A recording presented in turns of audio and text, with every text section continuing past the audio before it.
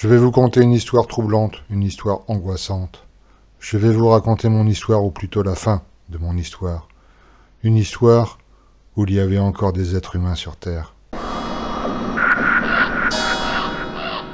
J'avoue que j'étais pressé de retrouver mon pays, de retrouver ma ville, de retrouver mon cher lycée et surtout de retrouver ma copine. Depuis le divorce de mes parents, je suis dans l'obligation de passer un mois complet chez papa au Japon. Après le divorce, il est parti là-bas comme directeur d'une grande société de téléphonie. J'aime bien ce pays, j'adore Tokyo, mais ce n'est pas ma vie. Ma vie est à Paris. Là-bas, depuis le réchauffement climatique, de plus en plus de moustiques viennent vous pomper le sang sans aucune pitié. Et à mon grand regret, je suis une cible de choix, car ma philosophie m'interdit de tuer ou de faire du mal à un être vivant. Alors, ces bestioles s'en donnent à cœur joie. Mais le plus dur, quand je suis chez papa, c'est que ma petite amie me manque. Hélène est une fille géniale, j'ai énormément de chance. J'ai dû me battre pour sortir avec elle. Tous les mecs du lycée la voulaient, mais c'est moi le chanceux. Il faut dire qu'elle est vraiment magnifique. Ses yeux bleus soulignent à merveille ses cheveux blonds et son corps est parfait. Hélène est aussi très intelligente. Son rêve est de devenir chercheuse. Elle consacre tout son temps libre à étudier la médecine et à assister à des conférences. Elle sera, j'en suis sûr, une très grande dame de la science. Moi, la médecine, c'est pas mon truc. Je déteste la maladie et surtout les malades. Mais bon, je suis en bonne santé, Hélène aussi, donc tout est parfait. Tout est parfait, à vrai dire, pas complètement. Aujourd'hui, Hélène est partie rendre visite à sa grand-mère. Mamie a été enfermée à l'hôpital psychiatrique du village. Il paraît qu'elle a mordu sauvagement son voisin de palier. Pourquoi ? Elle a dit aux policiers qu'elle avait une faim de loup. C'est étrange, mais hier, Mamie était en pleine forme. Je l'ai vue, nous étions dans le même avion. Je revenais de Tokyo, elle, d'Hiroshima. Bon, assez réfléchi, je dois finir cette course qui n'en finit pas. Ce malade de professeur de sport n'a rien trouvé mieux qu'un semi-marathon pour fêter mon retour.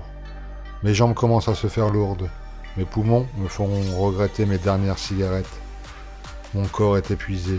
J'ai l'impression qu'un camion est passé sur moi et que le chauffard, complètement bourré, fait une marche arrière pour voir si tout va bien. D'ailleurs, je peux lire sur la tête du coach que celui-ci regrette sa décision. Il y a de la crainte dans son regard, surtout quand il voit que je m'écroule sur le béton, la tête en avant. Mon crâne percute le sol d'une violence inouïe.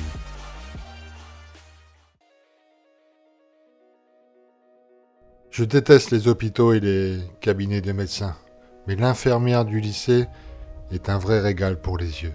Samantha, notre infirmière, est une vraie bombe latina. Tous les garçons et les professeurs du lycée sont dingues d'elle. Elle me conseille d'arrêter de fumer, de me reposer, car le décalage horaire me fatigue le corps. Elle a raison, je crois que je vais rentrer à la maison. Mais avant, j'ai une faim de loup. Une faim de tous les diables. C'est étrange, mais je n'ai jamais été un grand mangeur de viande, surtout de la viande rouge. Mais là, j'en suis à mon 15e steak haché. Je dévore cette viande crue comme un mort de faim. Le sang coule sur mon visage et sur mon torse. Heureusement que ma mère n'est pas là. J'imagine bien sa tête. Son fils, habituellement si gentil, si poli, se comporte comme un gros cochon. Je saute sur ces morceaux de viande gorgés de sang comme un chien enragé. Je ne comprends pas ce qui m'arrive. Tout ce que je sais, c'est que j'ai faim. J'ai faim et ce maudit téléphone portable n'arrête pas de sonner. C'est Hélène. Elle commence à me gonfler. Je n'ai pas le temps de lui répondre. J'ai faim. Je saisis un couteau à viande et transperce ce maudit téléphone et le jette aussitôt dans la poubelle. J'ai faim. J'ai vidé le frigo, j'ai même vidé le congélateur. J'ai même dévoré la viande complètement congelée. Mais malgré cela, j'ai encore faim. Mon envie de viande et surtout de sang est insatiable. J'ai tellement faim que je mangerai tout et n'importe quoi. Une mouche se pose à côté de ma main droite. Je la dévore du regard, puis je la mange. J'ai tellement faim que je suis prêt à manger tout ce qui se passe à ma portée.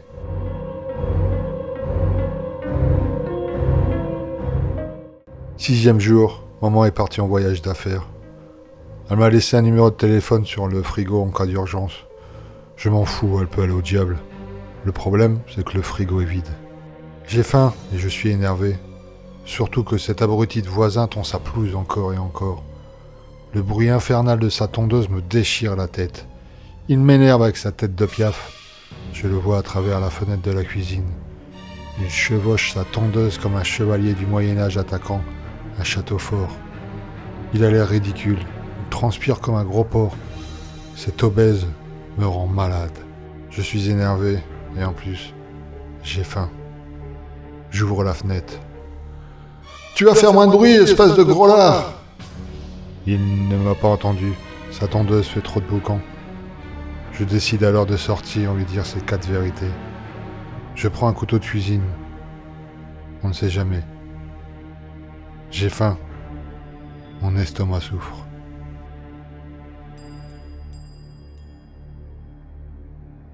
Je suis debout en face de lui.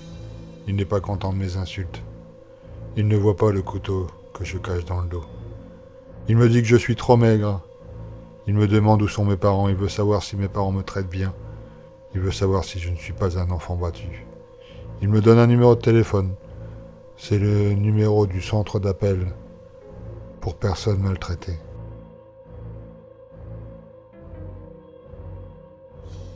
Je suis en colère. Je colle mon front contre le sien. Il pue. Il a une haleine de vache. Il m'énerve avec ses questions. Soudain, ses yeux se remplissent de sang. Il tremble. Il a peur. Il souffre. Il me regarde bêtement. Ses yeux me demandent pourquoi. Pourquoi lui ai-je enfoncé ce couteau dans le ventre? Je ne dis rien. J'ai faim. Je n'ai plus rien à manger. Je réfléchis. Si, maintenant, j'ai de la nourriture. Je le traîne dans ma cuisine. Je commence par lui découper le bras et je finis par le cerveau. Je me sers une grande assiette et je m'installe devant la télévision.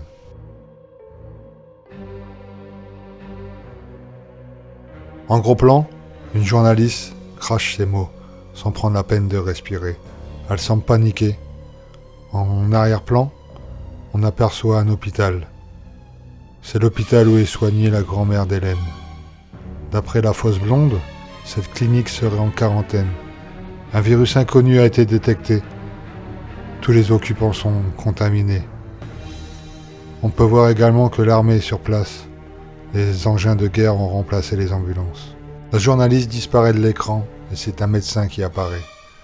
C'est un spécialiste des virus. D'après ce moustachu, le virus 666 est venu du Japon. Celui-ci est mortel et se propage à une vitesse hallucinante. D'après lui, la cause de ce virus est un petit moustique. Une simple piqûre vous transforme en tueur en série. Il est complètement stupide ce médecin. Il se trompe. On a faim, c'est tout. En parlant de faim, Hélène sonne à la porte.